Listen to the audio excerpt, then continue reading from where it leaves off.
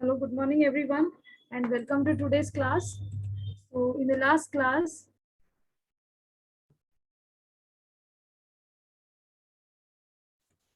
yeah, in the last class we were working on quadrilaterals. Okay, this is maths 2 and we are looking at quadrilaterals. So basic definition of quadrilaterals, let's quickly recap whatever we have done so far on this lesson. So quadrilateral is a closed figure with four sides. Okay, and there are these different types of quadrilaterals, right? This is the complete flow chart of the quadrilateral family that is related to class 9. All right, so it's divided into two parts: parallelograms and trapezoid, where parallelogram has two pair of opposite sides parallel and equal, and trapezoid has only one pair of parallel sides. Okay, further parallelograms are classified into rectangles and rhombuses. Rectangles with opposite sides equal, all angles 90-degree, whereas rhombuses, they have all the sides equal, right? And opposite, of course, the opposite sides, they are parallel and equal. So these few properties, they come from parallelograms, and few properties they have of their own.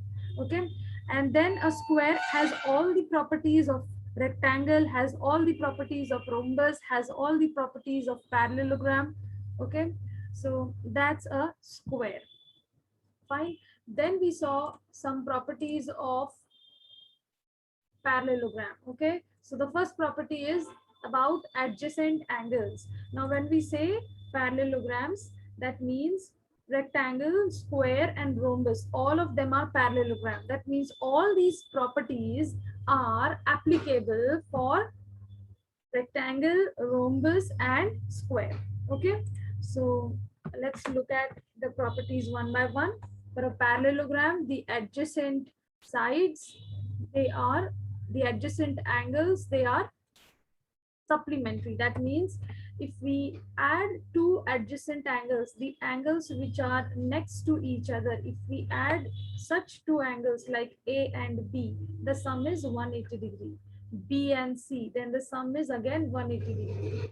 C and D, the sum is 180. Okay, so sum of the angles which are next to each other is 180 degrees. Then the opposite sides of a parallelogram are congruent. Okay, so here you see the opposite sides, the sides which face each other, they are congruent. All right, then opposite angles, they are also congruent. It's about the opposite ones. Okay, opposite ones are congruent. And finally, the diagonals of a parallelogram, they bisect each other. So students, you try to remember these properties by using the diagrams. Okay, so the supplementary property first, then the opposite sides are congruent, the opposite angles are congruent, and the diagonals, they bisect each other. Next, we saw if we are given a quadrilateral and we are asked to prove that it is a parallelogram. So using which properties can we prove that a quadrilateral is a parallelogram? Same properties that we saw now. Okay, if it is a parallelogram, it has those four properties, and the converse is also true. Okay, so just let us check it out quickly.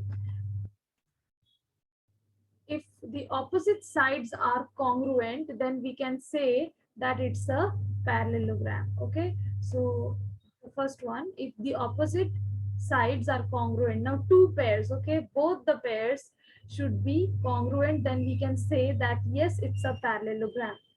Another property that we can use is opposite angles are congruent. Again, here we have to show that both the pairs of opposite angles are congruent, then we can say that it is a yes, it is a parallelogram.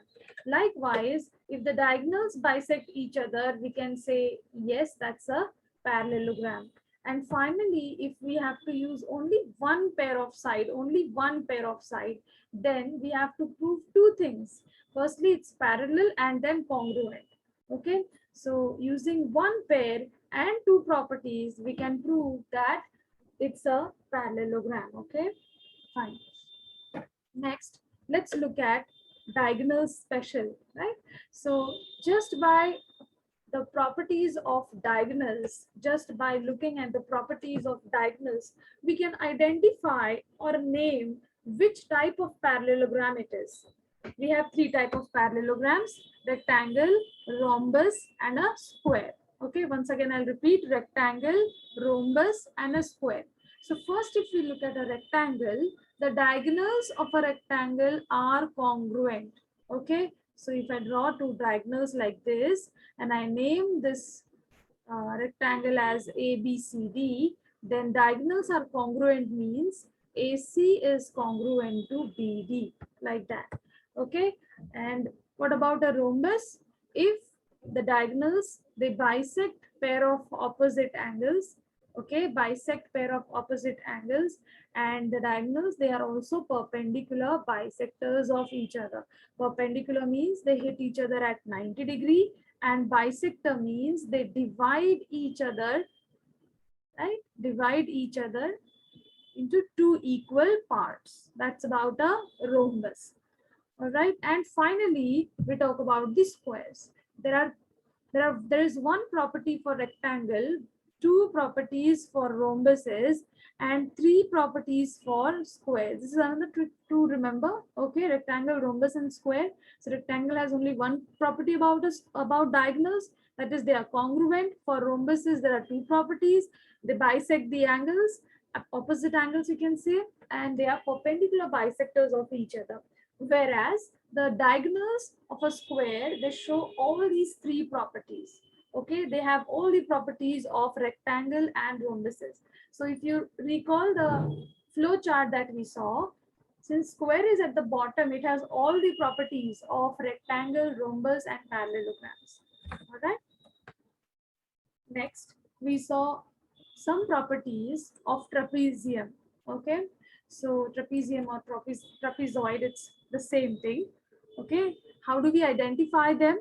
They have only one pair of parallel sides. They have only one pair of parallel sides. And how do we denote the parallel sides? By drawing arrows like this.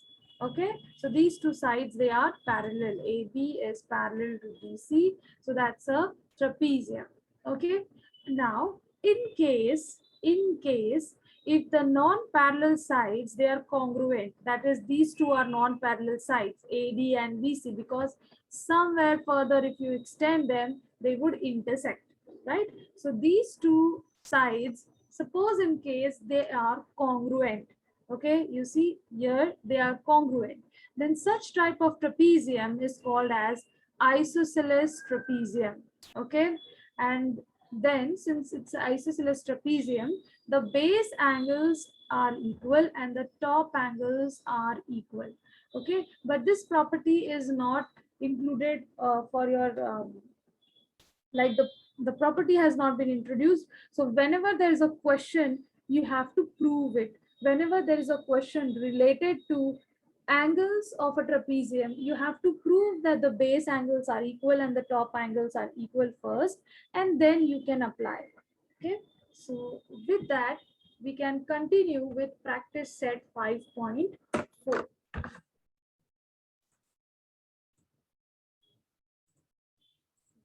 So as I said, sometimes they ask us to prove that the base angles are equal. This is the same type of question. Okay, so here we are given that the quadrilateral ABCD has side BC less than side AD, and the BC is parallel to AD. So we are given that BC is parallel to AD. You can draw two arrows like this. And if BA is congruent to CD, we are asked to prove that angle ABC is congruent to angle DCB. Okay, so we are asked to prove angle ABC, that is this angle, is congruent to this angle. X is congruent to Y. We are asked to prove that. Okay, so for this, we require some construction. All right, so let's start with the construction, or else maybe you can just write out whatever is given first. You can write out that BC is parallel to AD. Also, AB or BA is congruent to CD. We are given this. What are we asked to prove? We have to prove that angle ABC is congruent to angle DCB. But to prove these two angles are congruent, we first prove that the base angles are congruent. All right. And then we need some construction. What is that construction? We have to draw some perpendicular lines starting from B to this point and C to the base AD. Okay, so we are drawing two perpendiculars. Let's name them. Let's say this is M and let's say this is N. Okay, so what are we doing here? Draw BM, which is perpendicular to AD, and of course CN, which is perpendicular to AD. Okay, so we are doing these two construction. These are perpendicular, so I can put 90 degrees on this side or maybe on the other side. It doesn't matter. Okay, and now let's start the proof. How do we begin? Now just remember, students, for this type of question, this is a standard proof. Okay, this is a very standard proof. You just need to remember that for this type of question we have to prove that those two triangles are congruent. Okay, I'm just going to zoom in this picture so that it's easy for you all to see and for me to explain. Yeah, so we have to consider two triangles. First is this triangle, okay, and then the second one is this triangle. All right, so we have to concentrate on these two triangles. We have to prove that these two triangles, they are congruent. And once they are congruent, we have to prove that the base angles are equal. So I'll just write out what are we going to do. So what is our roadmap or how we are going to work on this problem? First, we have to prove that these two triangles, they are congruent, and then we will prove that the base angles are equal. How can base angles be equal? If the triangles are congruent, then by CACT, the angles are equal, right? They are congruent. And using this property, and of course using the interior angles property, once the base angles are equal, we can prove that the top angles are equal. So this is how we are going to proceed. All right, let's get started. So first write out the name of triangles. What is the name of the triangles? In triangle ABM and triangle CND. Now I'll give you 10 seconds. Think, how will you prove that these two triangles are congruent? We need three pairs. Yes.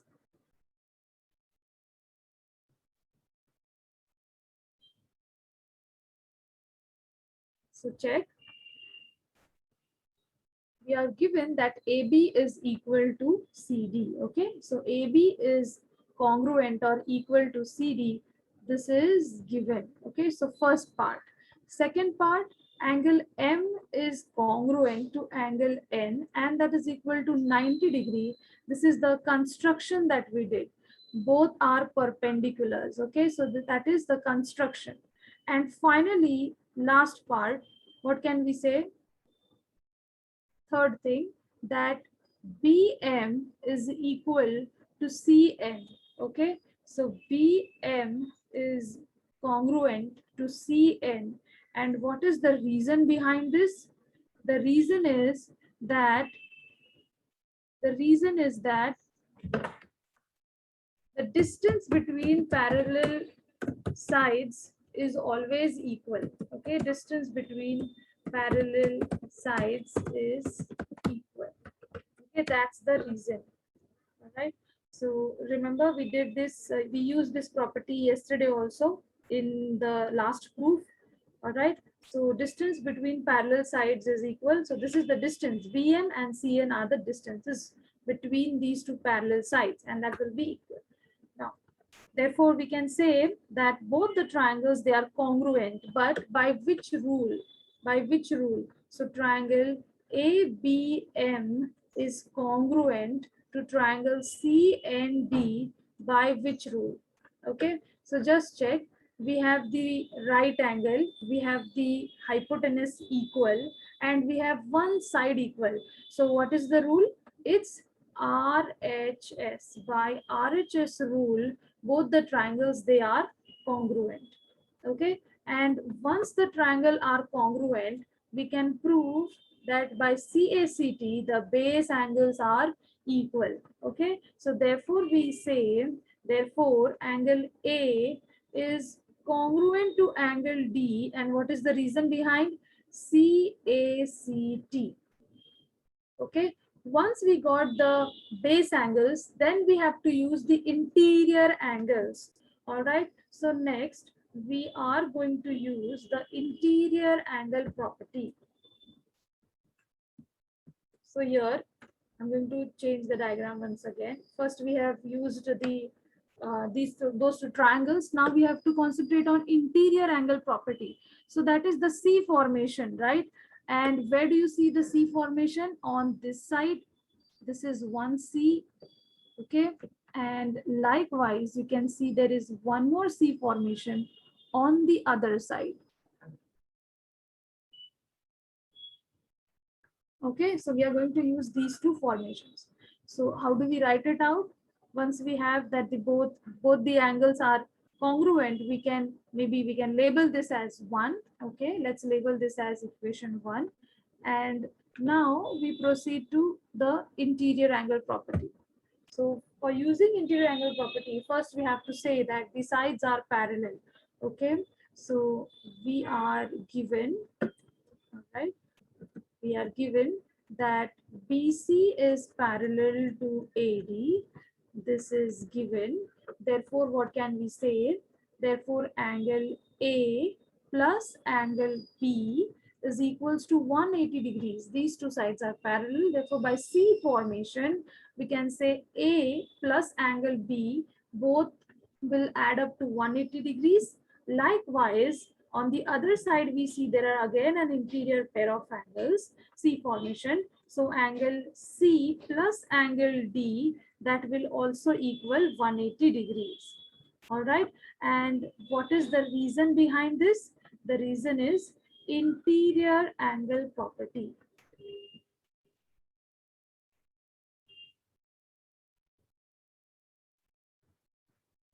Okay. Now, since both the right hand sides are equal, what we can do? We can say the left hand side will also be equal. Okay, so right hand sides are equal, therefore left hand sides will be equal. So what can we say? Angle A plus angle B is equal to angle C plus angle D. Okay, both the left hand sides are equal. Now in this also, A is congruent to D. If two things are equal, we can cross them out. Okay, so angle A plus angle B is equal to angle C plus angle A. How did we get this? From 1, D is equal to A. So instead of D, I can write A. I wrote it intentionally so that we can cross out these two angles because they are same on both the sides. So we can cross them out. So what are we left with? We are left with angle B. What is angle B? Complete angle ABC. Angle ABC is congruent to what? Angle DCB. C is angle DCB. And hence proved. Okay, so let's look at it once again quickly. First thing we saw, that is we started with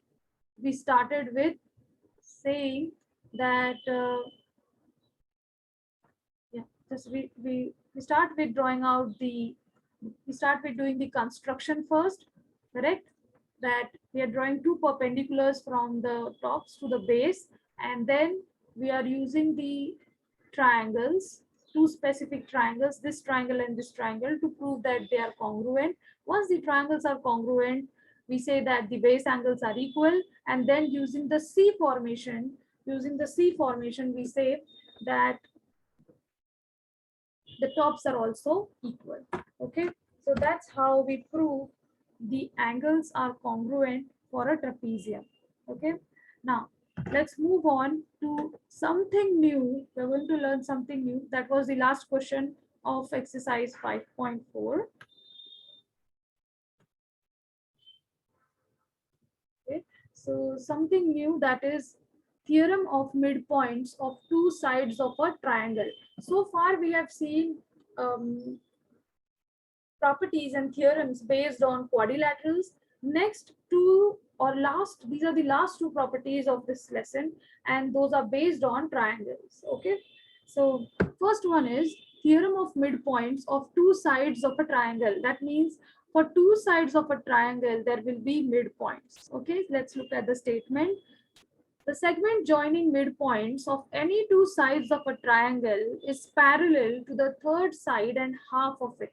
So the segment which is joining the midpoints of any two sides of a triangle, which is that in this case, we see P is the midpoint of AB and Q is the midpoint of AC. So if P is midpoint, if P is midpoint of AB and Q is also midpoint of AC, okay, then what? Then this segment joining the midpoints, which segment? This one. This is the segment which is joining the midpoints. Then this PQ is parallel to the third side and half of it. This PQ will be parallel to the third side. The third side here is BC. So PQ is parallel to BC, and of course it is half of it. Half means what? It is half of BC. Okay, half of the base. All right. So if this is the case, if there are midpoints, then the segment joining these midpoints is parallel to the third side and it is half of the third side. So these two properties. If it's a midpoint, we can say that these two are true. Okay, let's look at the proof, because this is a very important proof and you can of course expect it in exams. So let's look at the proof. Okay, so we are given that for a triangle ABC, point P is the midpoint of AB and Q is the midpoint of AC. All right, and let's look at the diagram. So that's the diagram. Okay, and what are we asked to prove? We have to prove that PQ is parallel to BC and PQ is half of BC. We need some construction here, so just look at the construction. This is how we are going to do the construction. You have to produce segment PQ up to R such that PQ is equal to QR. Okay, let me highlight that part. We have to extend this such that PQ is equal to QR. These two sides, they are equal. Okay, this is by construction. And of course, we have to join RC. Okay, now first let us look at the roadmap, or how are we going to prove that PQ is parallel to BC and PQ is half of BC. So the logic behind is we have to prove that this part, this one is a parallelogram. We have to prove that this parallelogram, this quadrilateral is a parallelogram. Okay, now we had the properties on how to prove that a quadrilateral is a parallelogram. There was one property stating if one pair is parallel and congruent, if one pair of opposite sides is parallel and congruent, then we can say that yes, it's a parallelogram. Okay, so using those two properties, we have to prove that the opposite sides PR and BC, they are parallel, PR and BC, they are congruent, and therefore we can say that this is a parallelogram. Otherwise, another property we can use is, since we are working on sides, we can say if two pair of opposite sides are parallel, then that's a parallelogram. All right. So using any of these two properties, we have to prove that it's a parallelogram. And once we have proved that it's a parallelogram, we get these two proofs done. Okay. So let's look at the proof now. So we start with looking at the two triangles, triangle APQ and CQR. So let me highlight those two triangles, triangle APQ and triangle PCQR.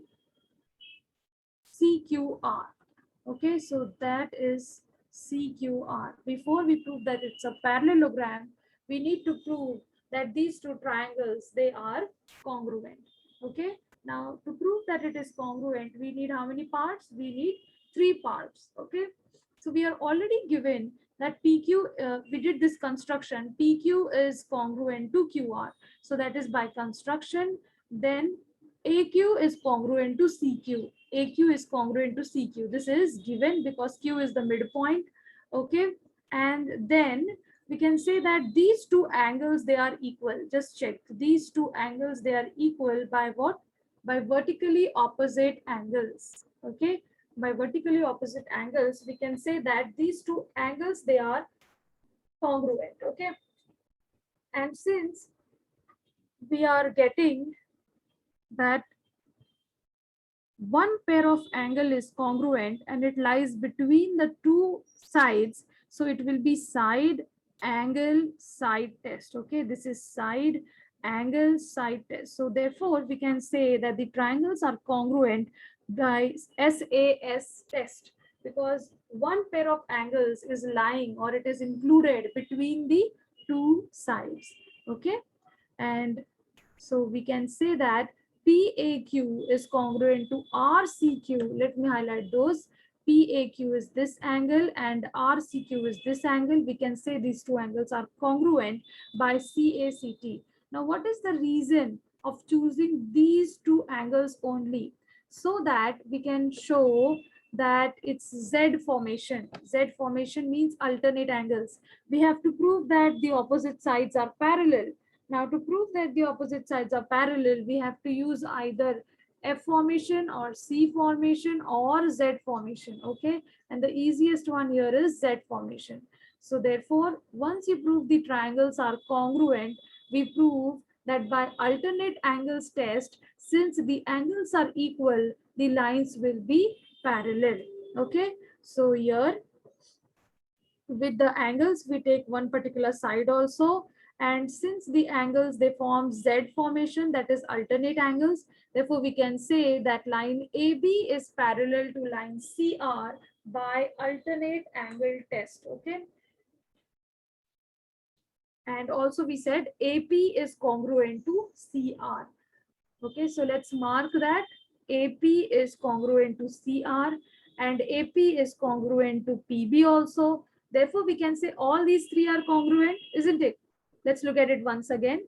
P is the midpoint of AB. So AP is equals to PB. And just now we have proved by CSCT that AP is congruent to CR. Therefore, all these three parts, they are congruent. Okay. Therefore, we can say that PB is congruent to CR. Okay, PB is congruent to CR and PB is parallel to CR because complete AB is parallel to CR. So parts of it, PB is parallel to CR. We have got one pair as parallel and congruent. Therefore, what can we say? It's a parallelogram. Okay, let's see how to write it out. So from 2, we have got the two sides are congruent, and from 1 we got the two sides are parallel. So therefore, what can we say? That since the opposite sides PB and CR, they are congruent and they are parallel. If one pair of opposite sides are parallel and congruent, then we can say that particular quadrilateral is a parallelogram. Okay, so that's how we prove that the quadrilateral is a parallelogram. I hope this is very clear. Okay, once we prove that it's a parallelogram, we can prove the remaining two parts. Okay, so just check. It's a parallelogram. Therefore, what can we say? Opposite sides of a parallelogram are congruent. So therefore, we say that PQ is parallel to BC. PQ is this part. This is something we had to prove. PQ is parallel to BC. And of course, PR is equal to BC. Opposite sides are parallel and opposite sides are equal. But we had to prove half of BC. Where, how can we bring half of BC? Just check. Q is the midpoint of PR. We started this by the construction. So Q is the midpoint of PR. Therefore, we can say here PQ is half of PR because because of the construction. This is how we started, and this is how we prove PQ is half of BC, and that completes the proof. Okay, so PQ is parallel to BC. This is proved over here, and PQ is half of BC. It's proved over here. All right, so let me give a quick recap how we started. We start with the two triangles, right? So we start with the two triangles. These two triangles, we prove that the triangles, they are congruent. Once they are congruent, we use CACT and CSCT. Okay, using these two, we say that there is Z formation. And since there is Z formation, we say that these two sides, they are parallel. Okay, if the sides are parallel, and of course we say that these two are equal, so this is also equal to this, so we get that one pair. Which is that one pair? Let me highlight that.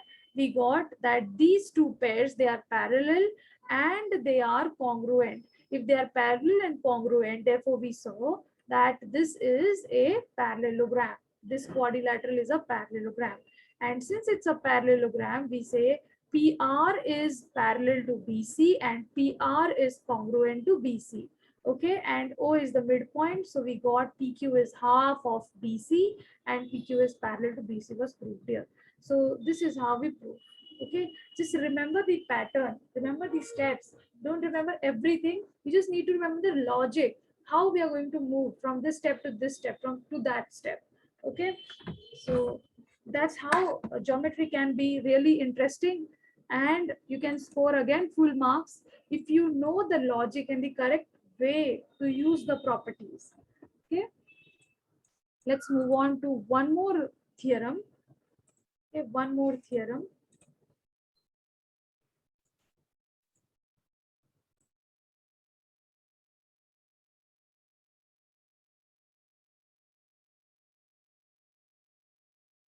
Okay, so in the last one, we saw that if there are two midpoints, if a segment joining two midpoints is there, then that is parallel and half of the third side. Okay, so once again, I will write it here. If there are midpoints, we are talking about two midpoints. If there are two midpoints, then what can we say?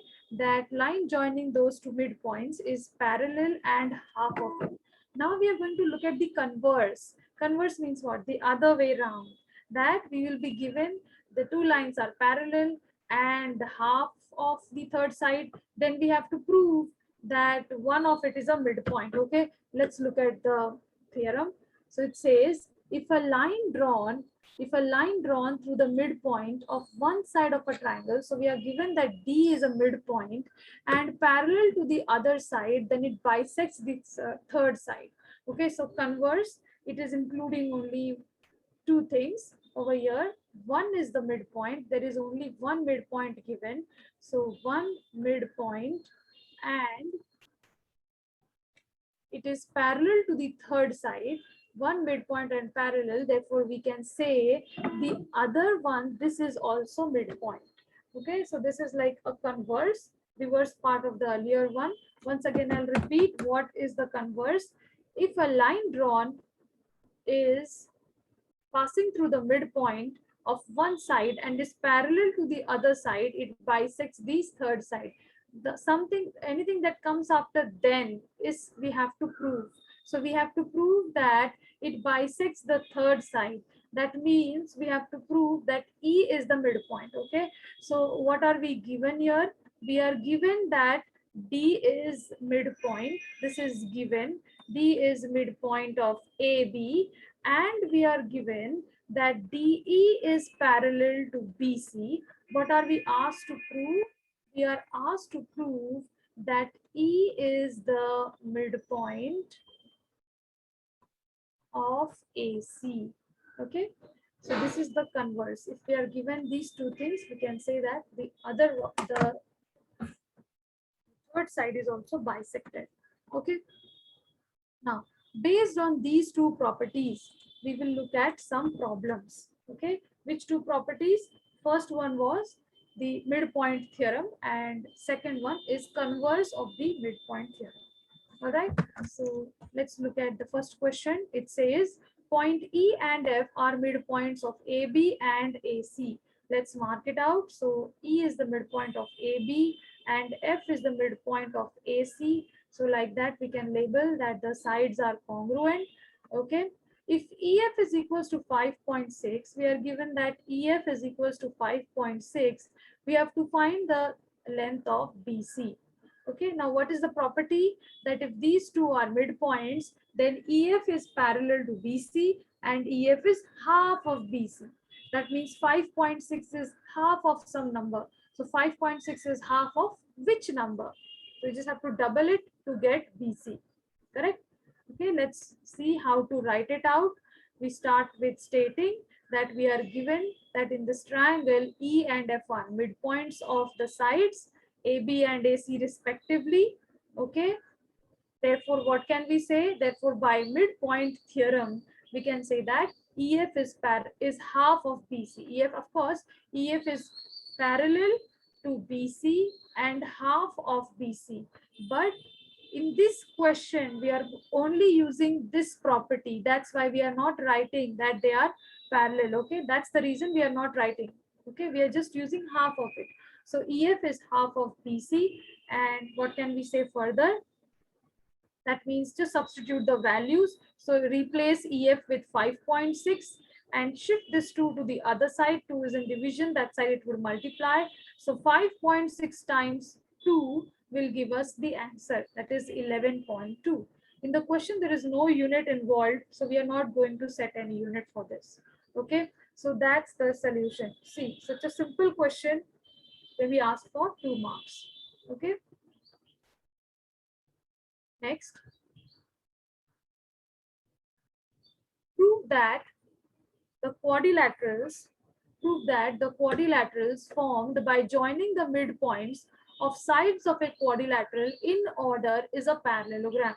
This is a very interesting proof because they are asking us to prove. Okay, this is a very interesting question and it has been asked in exam many times. So this one is really important one. Okay, just check. How do we start?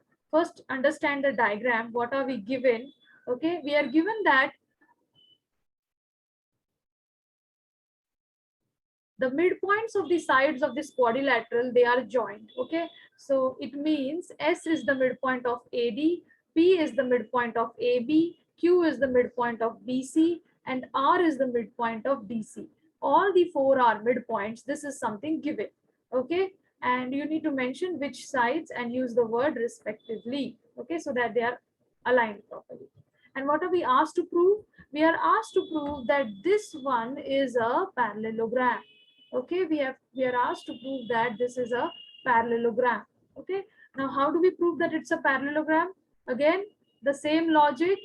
You can either prove that one pair is parallel and congruent, one pair is parallel and congruent, or you can prove that 2 pairs are parallel, 2 pairs of opposite sides are parallel, or the easiest way is this one pair is parallel and congruent. Okay, let's use the first one. So check, how do we start? We start with doing a construction. You draw or join B to D. Okay, and then we use this property. So first we are going to use triangle ABD. Let me highlight triangle ABD. Just check. We are going to use this triangle first, ABD, and then we say that we are going to use this property. Which property? Midpoint theorem property. Midpoint theorem. Midpoint of, yes, we are using the midpoint theorem. Okay, so first state out that in this triangle, S is the midpoint of AD and P is the midpoint of AB. Therefore, those 2 are midpoints. Therefore, what can we say? By midpoint theorem, PS is parallel to DB and PS is half of DB. So this is going to help in proving that the pair is parallel, and this part is going to help to prove that the opposite sides, they are congruent. Okay, so equation 1. Same way we have to use the other set that is the other triangle. We use the other triangle, that is DBC. Okay, same logic we are going to apply. In DBC, which is the midpoint, R is the midpoint and Q is the midpoint of BC. These two are midpoints. Therefore, what can we say? The line joining the midpoints is parallel to the third side, and of course it is congruent to the third side. Okay, so just look at the markings that I have done. So what can we say? Q and R are midpoints. Therefore, QR is parallel to BD and QR is half of BD. By which theorem? You can mention it as midpoint theorem. Now notice, either way of writing it, you can write it later or you can write it first. Both the ways are correct, but reasoning is important. Mentioning the correct property is important. All right, so how we started with stating that SP, we got SP is parallel to DB, and then we got RQ is parallel to DB. Two lines, they are parallel to the same line, therefore they are parallel to each other. That means PS is parallel to RQ. Okay, so using equations 1 and 2, we can say that PS is parallel to RQ, and check, PS is half of DB, RQ is also half of DB. Therefore, both of them are equal. So we have got this thing. We have got one pair to be parallel and congruent. To be parallel and congruent. Therefore, what can we say? Therefore, PQRS is a parallelogram. A very easy and short proof, but you need to understand the logic behind it. We are first referring to the yellow triangle and then we are looking at the red triangle. Construction is important. We have to join the diagonal. Okay, and using the midpoint theorem twice, we prove that one pair is parallel and congruent. Therefore, PQRS is a parallelogram. Right? I hope you have understood everything that we did in today's class. Okay, the last two theorems that we have done today are really important and will be helpful in proving many things. Okay, so that's all for today's class.